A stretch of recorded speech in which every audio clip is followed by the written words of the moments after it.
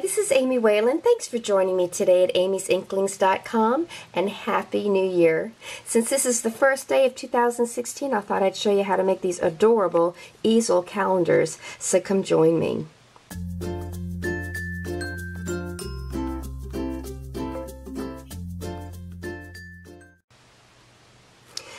What I've made these with are two coasters that I happen to have in my craft closet for years. These measure 4 by 4 inches.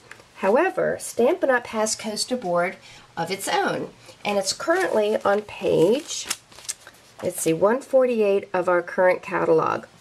So what I would recommend you do is purchase that product if you don't have it already. Cut it down to 4 inches by 4 inches.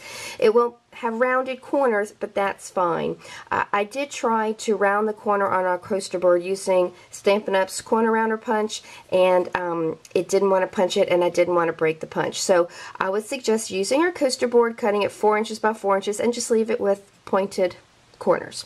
Alright, so I've used the Subtles Designer Series paper stack to make these. This one is in Pear Pizzazz, Wisteria Wonder, and So Saffron. Today I thought I would make one using Calypso Coral. Now I've already covered both sides of the coaster board for that part, and I've actually did that side of this coaster board too, just to save some time.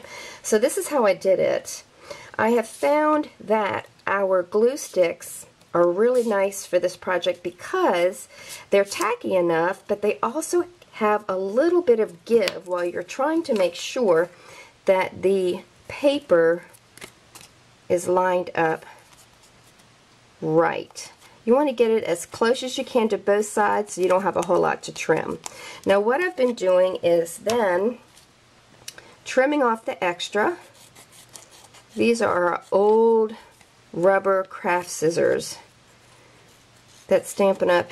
Used to provide back in the day when we still had to trim our rubber stamps. But any pair of scissors will do.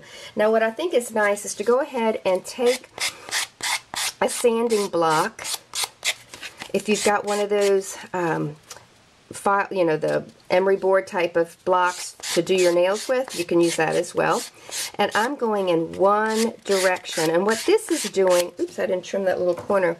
What this is doing is simply making sure that the Designer Series paper is flush with the coaster. Gives it a nice clean edge, but you do want to go in one direction. You don't want to go up because you don't want to pull that paper back up.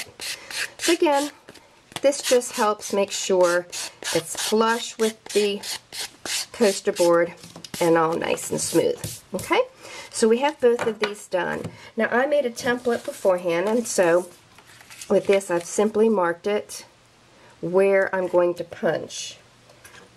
Now I would suggest, if you don't have a crocodile, which is pretty much an industrial strength punch that you can get at any craft store, then I would recommend you simply mark the coaster and then use your paper piercing tool to punch the holes out. This is very thick, and you don't want to mess up one of our punches by trying to go through this thickness. I wouldn't recommend it. So again, if you don't have one of these crocodiles, then just pierce it with a piercing tool and make that circle wide enough to accommodate ribbon. Okay. Alright.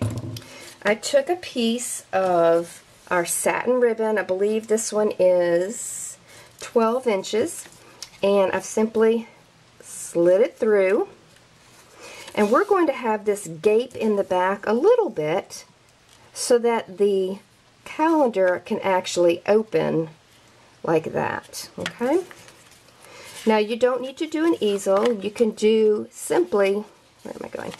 You can do it just simply one board. I like the easel approach because then it can stand up on a table or desk. But you can very easily just use one piece of coaster board and have it be flat. Let me get my pencil, see if I can get that to go through. There we go. Alright, and one more time, go through this one.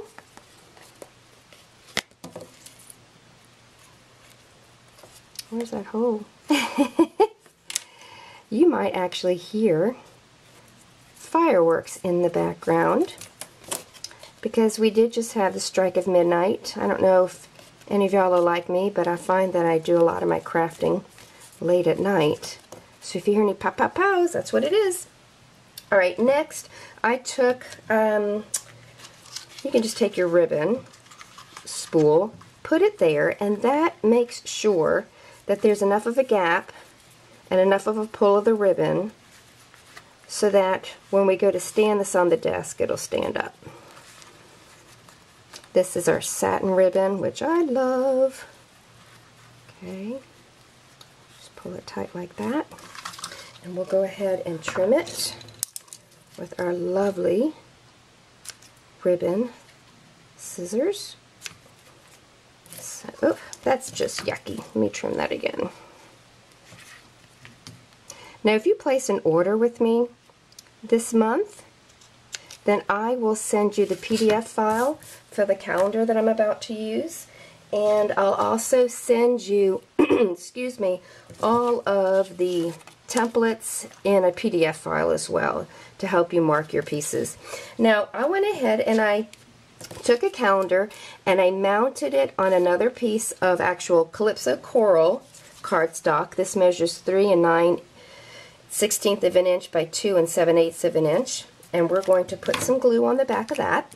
You can use your glue stick again if you want to.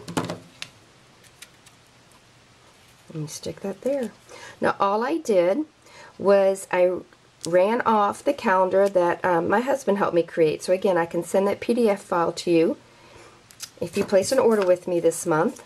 But I simply trimmed it, and I'll give you the trimming instructions as well. And then I marked it with my own template, just like I did with the coasters. Excuse me. And then I simply used our 1/16 of an inch circle punch, and then our silver brads, or 1/8 of an inch mini brads. And that was it. Put it all together, and it's a lovely little calendar, and you rip the pages off as you go. So I wanted to share this with you. I have found them addictive. Once I started making them, I couldn't stop. So again, head on over to my website if you're not already there. You might just be at my YouTube channel, but head over to amysinklings.com if you're not there already. There's a Shop Now button in the upper right hand corner. Place your order there for any of these products, and again, I will send you the PDF file for both the calendar and all the templates that I used to make these calendars.